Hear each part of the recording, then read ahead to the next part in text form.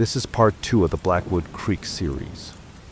If you haven't listened to part 1 yet, it is recommended that you watch it first to fully understand the story. You can find the link in the description below. Enjoy the listening. The doors clicked shut, and just like that, Dr. Murch vanished behind 2 slabs of rusted gray steel. I stood there, completely frozen, my fingers still wrapped tightly around the handle of my duffel bag. The cold iron key he had pressed into my palm felt like an icicle burning through my skin. If you hear knocking from upstairs, don't answer it. His voice kept looping in my head, over and over, sounding less like advice and more like a sentence. I took a slow, trembling breath. The air inside the lobby was thick, smelling heavily of chemical bleach, masking something rotten underneath. I looked down at my watch. It was 11:14 p.m. Still over 6 hours until the morning shift arrived, if anyone was actually coming at all. I forced my feet to move, my rubber-soled nursing shoes making a sickening, squeaking sound against the polished linoleum. Every step felt like I was breaking a rule. I made my way to the central nurses' station, a circular desk right in the middle of the first floor, surrounded by darkened patient rooms. I dropped my bag onto the desk. An outdated beige computer monitor sat there, its screen blank, casting a faint static hum into the air. Next to it was the main hospital telephone. I snatched the receiver, desperate to hear a human voice, even if it was just a dial tone. The telephone receiver was lifted. A clean, normal dial tone played for 2 seconds, then abruptly cuts into a sharp, high-pitched mechanical screech, followed by static. I pulled the phone away from my ear with a gasp, slamming it back onto the cradle. My heart was hammering against my ribs again. "Calm down, Clara," I whispered, my voice sounding incredibly small and pathetic in the massive emptiness of the building. "It's just an old phone system. Bad wiring. That's why they paid you the money. Just do your job." But my eyes kept drifting toward the ceiling. Directly above me was the 2nd floor, and above that, the 3rd. The floor that didn't exist on the elevator panel. The floor with the locked eastern stairwell. I looked up, staring at the white acoustic ceiling tiles, half expecting to see them warp or bend under the weight of whatever Dr. Murch was hiding up there. By midnight, the temperature inside the hospital plummeted. It wasn't just a drop in temperature, it was an aggressive, unnatural cold that seemed to seep out from the very walls. I had my heavy winter jacket zipped all the way to my chin, but I could literally see my breath forming thick white clouds in front of the computer monitor. To keep my hands from shaking, I decided to do what any nurse does to pass the time: check the patient logs. If this hospital was empty, why did they need an emergency night nurse? I opened the bottom drawer of the desk, searching for current admission files. Instead, my hand hit a thick, leather-bound binder covered in a layer of gray dust. The spine was cracked, and the pages were yellowed with age.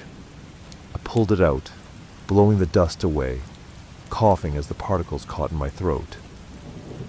It was a logbook from 1974. Blackwood Creek Medical Center used to be an asylum and long-term care facility before it was converted into a general hospital.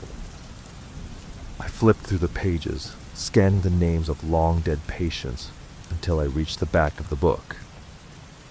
The handwriting changed here. It became frantic, jagged, written in dark black ink that had bled through the paper. The signatures at the bottom of the notes made my stomach drop. Dr. Harold Murch. I started reading one of the case files out loud, just to break the suffocating silence. Patient 304, admitted following the incident at the Eastern Ridge.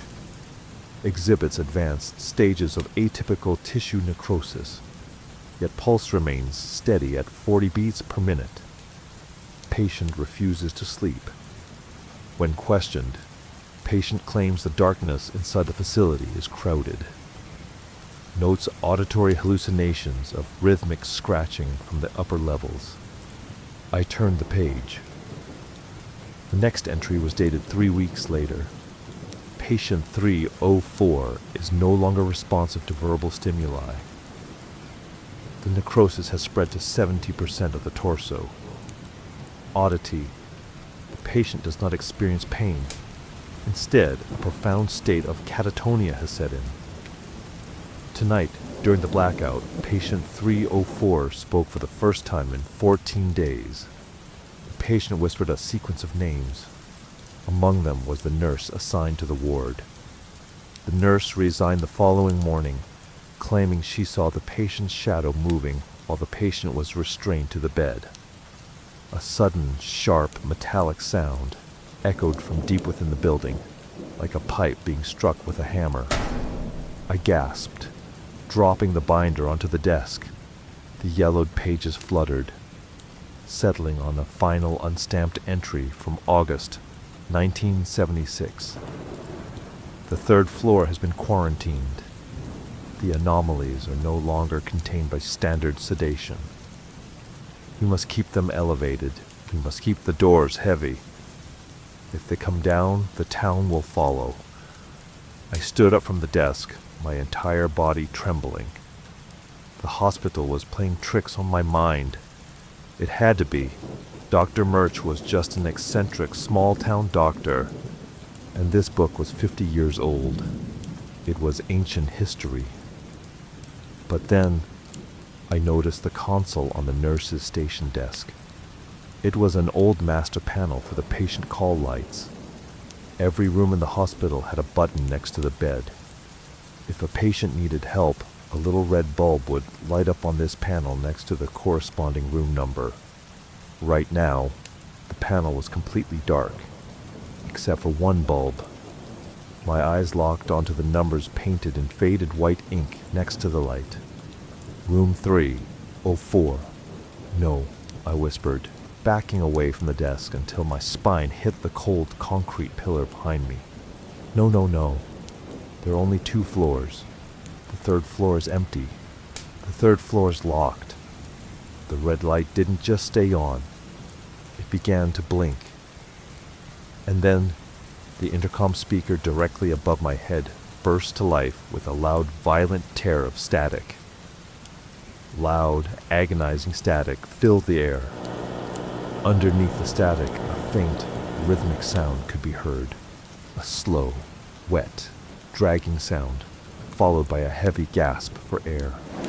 I covered my ears, screaming as the static tore through the silence. "Stop it! Stop it!" I yelled. As suddenly as it had started, the static cut out. The intercom went dead. But the silence that followed was different. It wasn't the empty silence from before. It was a heavy, loaded silence. The kind of silence where you know someone is standing right behind you, holding their breath, waiting for you to turn around. Then I heard it, from directly above the nurse's station, from the ceiling tiles. It was a footstep, heavy, unsteady, like someone dragging a dead weight across the floorboards directly above me. The footsteps moved slowly, deliberately, tracing a perfect circle directly above the desk where I had been sitting just moments ago. Whoever or whatever was up there, it knew exactly where I was. It was pacing, watching me through the ceiling. I couldn't stay at the desk anymore. Panic took over, wiping out every ounce of my professional training. I grabbed my flashlight from my duffel bag, my fingers so slick with sweat that I almost dropped it twice. I ran down the western corridor, away from the footsteps, my flashlight beam cutting wildly through the darkness. The fog outside had pressed heavily against the windows now, turning the glass into solid walls of gray milk. I couldn't see the parking lot. I couldn't see my car. I was trapped inside this concrete tomb. I needed to find a place to hide, a place with a lock. I passed the pharmacy, the cafeteria, the old radiology lab, all of them padlocked shut from the outside. Why would a working hospital padlock its own departments? As I reached the end of the long hallway, the footsteps above me grew louder, faster. It was no longer a slow drag, it was a run. Rapid, heavy thuds on the ceiling tile, moving fast down the length of the corridor, tracking my movement from above. "Get away from me!" I screamed, sprinting blindly.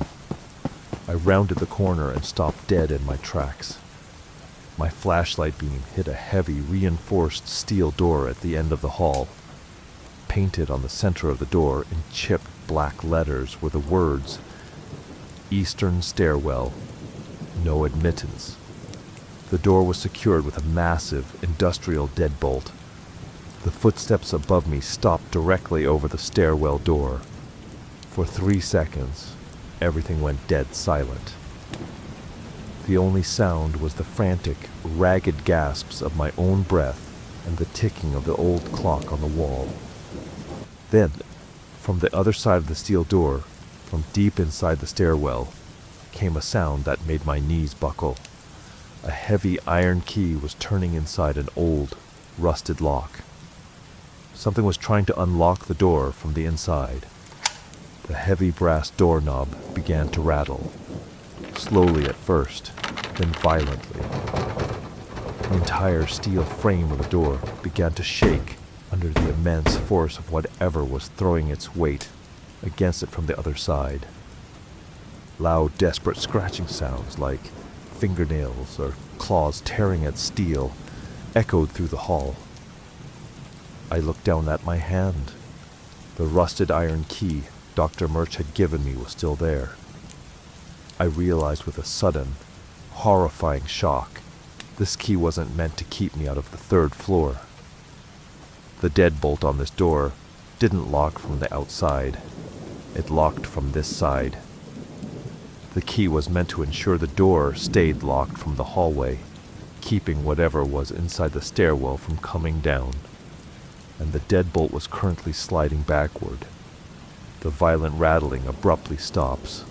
The silence returns, but it's a suffocating, freezing silence. A low, freezing mist begins to roll out from the gap beneath the stairwell door. I couldn't run. My legs felt like lead, rooted to the floor. I stood less than 3 feet away from the shaking steel door, my flashlight beam trembling so violently that the circle of light danced erratically across the warning sign.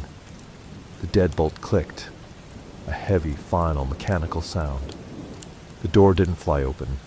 Instead, it slowly, agonizingly creaked inward, just an inch, just enough to break the seal. A wave of air hit me. It didn't smell like bleach anymore. It didn't even smell like wet earth. It smelled like copper. Fresh, metallic copper. Like blood. I pulled my jacket over my nose, tears of absolute terror stinging my eyes. "Who's there?" I choked out, my voice cracking. "Dr. Murch? Is that you?" No answer. I lowered the flashlight beam to the bottom of the door. Through the 1-inch crack, in the absolute blackness of the stairwell floor, I saw something. It wasn't a shoe. It wasn't a boot. It was a foot. But the skin was gray, translucent and stretched so tightly over the bone that it looked like an anatomical model. The toenails were long, broken and caked in dark, dried filth, and it was completely still. Then a voice drifted out from the crack. It didn't sound like Dr. Murch. It didn't even sound human. It was a wet, rattling whisper, like someone trying to speak with lungs full of water. It used 2 words. 2 words that made my entire world shatter. "Clara, help!" A sudden violent slam as a gray, decayed hand with elongated fingers erupts through the 1-inch gap of the door, gripping the outer frame. fingers flex, claws digging into the drywall. I let out a blood-curdling scream, dropping the flashlight. It hit the floor, the beam rolling wildly, illuminating the ceiling tiles above me. From the ceiling, directly above the opening door, a dark, viscous red fluid began to drip. It landed right in the back of my hand. It was warm, thick. I scrambled backward on my hands and knees, tearing my eyes away from the door, looking up at the ceiling tile where the fluid was leaking through. The white tile was soaking wet, turning a deep, sickening crimson. And then the tile cracked. The sound of wood and plaster tearing open filled the corridor as the hospital lights completely die, plunging everything into pitch-black darkness. That was part 2 of the Blackwood Creek series. Clara is now trapped in the absolute darkness of the medical center. If you want to see what happens next, make sure to subscribe to the channel so you don't miss the next video. See you in the next episode.